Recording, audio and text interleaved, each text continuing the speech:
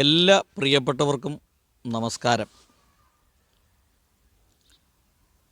ഈ ജനുവരി മാസം, അതായത് 2025 ജനുവരി, ഈ ജനുവരി മാസത്തിൽ ഇലഹബാദിൽ, അതായത് പ്രയാഗ് രാജ് എന്നാണ് അതിൻ്റെ പുതിയ പേര്,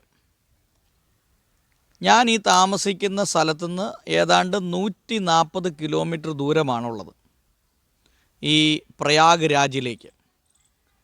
ഈ പ്രയാഗ് രാജിൻ്റെ ഒരു പ്രത്യേകത എന്ന് പറഞ്ഞാൽ അത് സംഗം നഗരി എന്നാണ് അറിയപ്പെടുന്നത്. സംഗം നഗരി എന്ന് പറഞ്ഞാൽ 3 നദികൾ വന്ന് കൂടുന്ന ഒരു സ്ഥലമാണ്.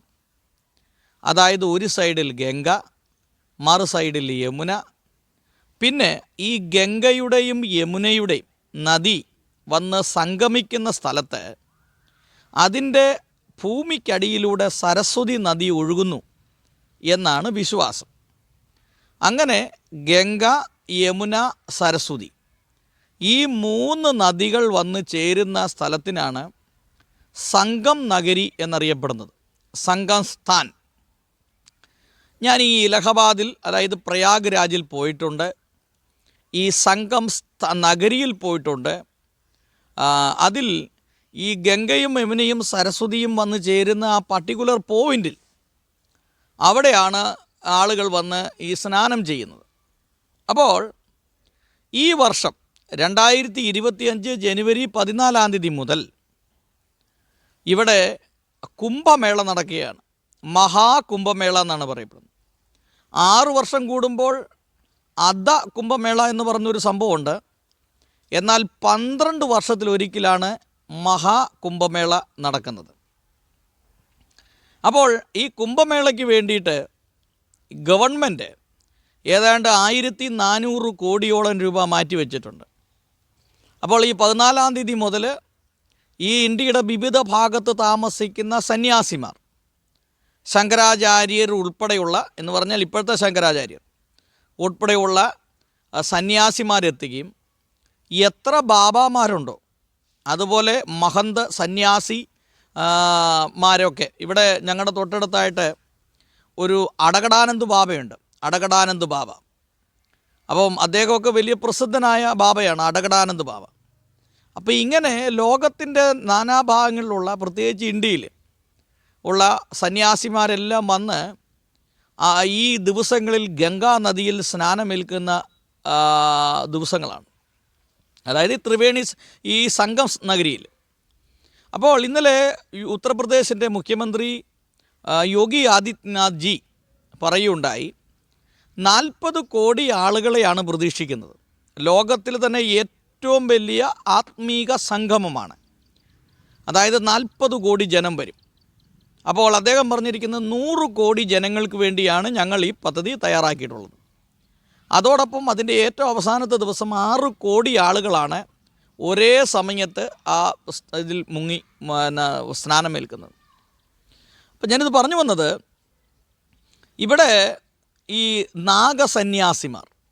നാഗസന്യാസിമാർ എന്ന് പറഞ്ഞാൽ അവർ തുണി ഉടുക്കാറില്ല, മുടി വെട്ടാറുമില്ല. അപ്പോൾ നൂൽ വസ്ത്രമില്ലാതെ കൂട്ടത്തോടെ 10,000 ആളുകൾ കൂട്ടത്തോടെ ഇറങ്ങി വരും. അപ്പോൾ ഈ നാഗസന്യാസിമാർ എവിടെയാണ്? ഹിമാലയത്തിൽ, അതിൻ്റെ പ്രാന്തപ്രദേശങ്ങളിൽ, അതിൻ്റെ താഴ്വരകളിലെല്ലാം ഇവർ താമസിക്കുകയാണ്. അപ്പോൾ അവർക്ക് വേറെ പ്രത്യേകിച്ച് ആവശ്യകതകളൊന്നുമില്ല, വസ്ത്രം വേണ്ട, ഭക്ഷണം കിട്ടിയാൽ കഴിക്കും എന്നുള്ളതാണ് അവരുടെ ഒരു പ്രത്യേകത.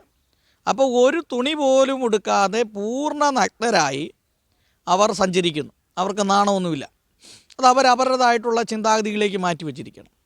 അങ്ങനെ 10,000 ലക്ഷക്കണക്കിന് ആളുകൾ ഈ സംഗം നഗരിയിലെത്തും. അപ്പോൾ അതിൽ പല രീതിയിലുള്ള ബാബാമാരുണ്ട്.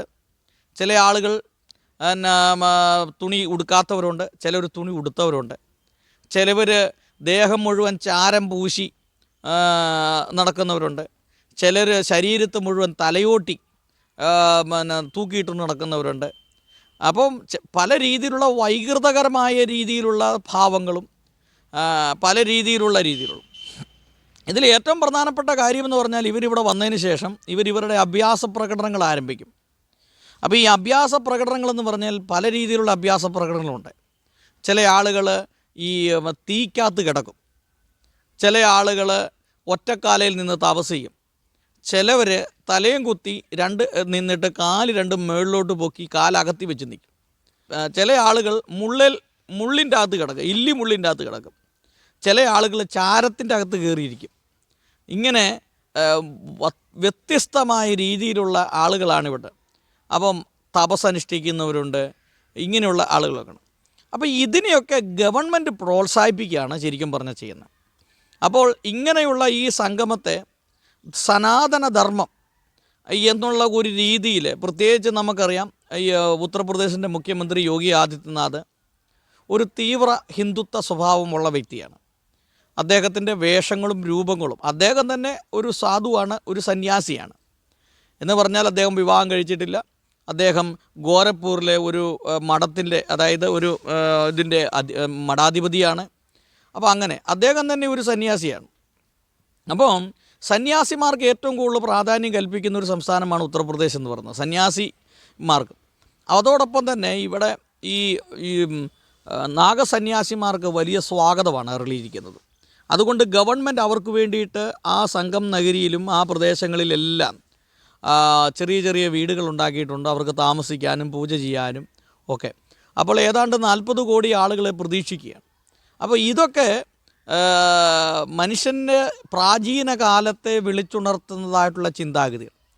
ഇന്നത്തെ ഈ കാലഘട്ടങ്ങളിൽ ഇങ്ങനെയുള്ള പ്രവർത്തനങ്ങൾ കൊണ്ട്, ഈ നാഗസന്യാസിമാർ വസ്ത്രം ധരിക്കാത്തത് കൊണ്ടും അവരുടെ ഈ പ്രകടനങ്ങൾ കൊണ്ട് ഇന്നത്തെ സമൂഹത്തിൽ എന്താണ് പ്രയോജനമെന്ന് ചോദിച്ചാൽ ചോദിക്കുന്നവന് ചിലപ്പം അവൻ്റെ കഥ കഴിക്കും. സയൻസ് ഇത്രയും വളർന്നു, ലോകം ഇത്രയും വളർന്നു, മനുഷ്യൻ വസ്ത്രം ധരിക്കാൻ തുടങ്ങി, നല്ല വീടുകൾ വയ്ക്കാൻ തുടങ്ങി, അതിൽ പാർക്കാൻ തുടങ്ങി, ഇവിടുന്ന് സ്പേസിൽ വരെ പോകാനായിട്ട് ആരംഭിച്ചു. ഇങ്ങനെ എല്ലാ രീതിയിലും മനുഷ്യൻ്റെ വികാസം ഉണ്ടാകുമ്പോൾ ഇങ്ങനെ ഈ തുണി ഉടുക്കാതെ നഗ്നരായിട്ടും അതുപോലെ പല രൂപത്തിലും കോലത്തിലും ഭാവത്തിലുമൊക്കെ ഇങ്ങനെ നടക്കുന്നവരെ ഗവൺമെൻറ് പ്രോത്സാഹിപ്പിക്കുകയും ഗവൺമെൻറ് അവർക്ക് വേണ്ടി പൈസ മുടക്കുകയും അവർക്കുള്ള എല്ലാ പ്രോത്സാഹനങ്ങൾ കൊടുക്കുകയും ചെയ്യുന്നതിൻ്റെ പിന്നിലുള്ള ഘടകം എന്താണെന്ന് നമുക്ക് പലർക്കും ഊഹിക്കാവുന്നത് മാത്രമേ ഉള്ളൂ. എന്തായാലും ഇതുകൊണ്ട് എന്താണ് പ്രയോജനം? ഇതുകൊണ്ട് നമ്മുടെ രാജ്യത്തിന് എന്തെങ്കിലും ഗുണമുണ്ടോ? അല്ലെങ്കിൽ നമ്മുടെ ഈ പ്രദേശങ്ങൾക്ക് എന്തെങ്കിലും ഗുണമുണ്ടോ? ഇതുകൊണ്ട് എന്തെങ്കിലും ഒരു വികസനം ഉണ്ടാകുന്നുണ്ടോ? രാജ്യത്തിന് എന്തെങ്കിലും ഒരു പുരോഗതി ഉണ്ടാകുന്നുണ്ടോ? ഇതൊന്നും അവിടെ ഒരു ക്വസ്റ്റ്യനായിട്ട് വരുന്നില്ല. അപ്പോൾ ഇങ്ങനെയുള്ള ഈ ആചാരങ്ങളും ഒക്കെ ഗവൺമെൻറ്റും മറ്റുള്ള ആളുകളും പ്രോത്സാഹിപ്പിച്ചുകൊണ്ടിരിക്കുകയാണ്. ആ പ്രോത്സാഹിപ്പിക്കുമ്പോൾ നമുക്കൊന്നും അതിൻ്റെ അത് ചെയ്യാൻ പറ്റത്തില്ല. കാരണം അതുപോലെ കോടിക്കണക്കിന് രൂപയാണ് ഇത്തരത്തിലുള്ള പ്രവർത്തനങ്ങൾക്ക് വേണ്ടി ഗവൺമെൻറ് മാറ്റിവെക്കുന്നത്.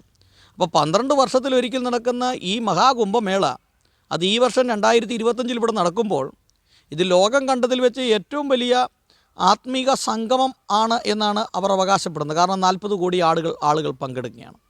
അപ്പോൾ ഇതിൻ്റെ ഒരു യഥാർത്ഥ ചിത്രം നമ്മൾ അറിയണമെങ്കിൽ നമ്മൾ ഈ പ്രയാഗ്രാജിൽ പോകണം.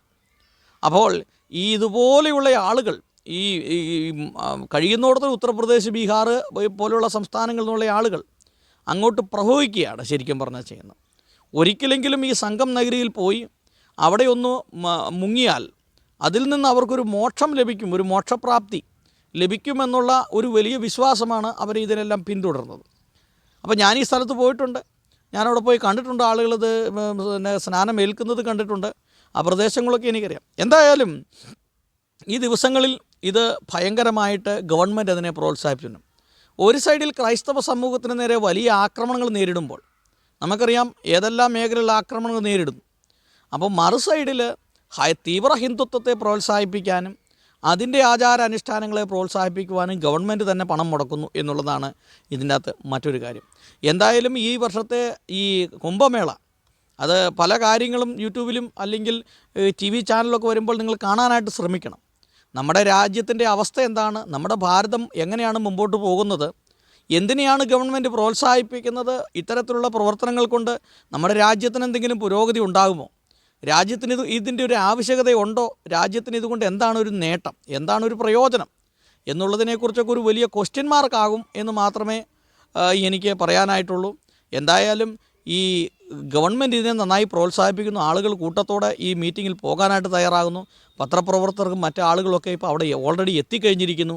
അങ്ങനെ ഈ 14-ാം തീയതി മുതൽ ഇത് ആരംഭിക്കുമ്പോൾ ഇത് ഭാരതത്തിൻ്റെ ഒരു ചിന്താഗതിയെ തന്നെ, അല്ലെങ്കിൽ ഇവിടുത്തെ സംസ്കാരത്തെ, അല്ലെങ്കിൽ ഭാരതം എന്താണ്, അല്ലെങ്കിൽ ഭാരതത്തിലെ ആചാരാനുഷ്ഠാനങ്ങൾ എന്താണ്, ഹൈന്ദവ സമൂഹത്തിൻ്റെ ആചാരാനുഷ്ഠാനങ്ങൾ എന്താണെന്നുള്ളത് ലോകത്തിൻ്റെ മുമ്പിൽ അവർക്ക് പ്രകടിപ്പിക്കാനൊക്കെ പറ്റുന്ന ഒരു ദിവസമാണ്. പക്ഷേ മറ്റുള്ള വിദേശ രാജ്യങ്ങൾ, ഡെവലപ്പ് കൺട്രിയിലൊക്കെ ഇരിക്കുന്ന ആളുകൾ ഇങ്ങനെയുള്ള ഈ കൂട്ടായ്മയും മീറ്റിങ്ങൊക്കെ കാണുമ്പോൾ അവർ നമ്മുടെ ഭാരതത്തെക്കുറിച്ച് എന്താണ് ചിന്തിക്കുന്നത്? അക്ഷരാഭ്യാസമില്ലാത്തൊരു നാടാണോ ഭാരതം? അല്ലെങ്കിൽ ഇങ്ങനെയുള്ള ആളുകളാണോ ഈ ഭാരതത്തിൽ താമസിക്കുന്നത്? ആഫ്രിക്കൻ വനാന്തരങ്ങളിൽ കാണുന്ന പോലെയുള്ള പ്രാകൃതപരമായ ചിന്താഗതികളും ജീവിതശൈലികളും രൂപങ്ങളും വേഷങ്ങളും ഭാവങ്ങളുമാണോ ഇവിടെയുള്ള ആളുകൾ അനുവർത്തിക്കുന്നത് എന്ന് ഒരു പരിധിവരെയും ലോകരാജ്യങ്ങളിലുള്ള പല ആളുകൾക്കും ചിന്തിക്കാനായിട്ടുള്ള ഒരു അവസരമാകുമെന്നാണ് എനിക്ക് തോന്നുന്നത്. എന്തായാലും നമുക്കിതിനൊന്ന് എതിർക്കാനോ അല്ലെങ്കിൽ എതിർത്ത് പറയാനോ ഒന്നും നമുക്ക് സാധിക്കില്ല. കാരണം അതിഭീകരമായ രീതിയിലുള്ള അന്ധവിശ്വാസം, അനാചാരങ്ങൾ നമ്മുടെ ഈ രാജ്യത്തെ ഓരോ ദിവസം ചെല്ലുന്തോറും വിഴുങ്ങിക്കൊണ്ടിരിക്കുകയാണ്. ഓരോ ദിവസം ചെല്ലുന്തോറും ഇതുപോലുള്ള പ്രവർത്തനങ്ങൾക്ക് വേണ്ടിയിട്ട് ആളുകൾ കൂടിക്കൊണ്ടിരിക്കുകയാണ്.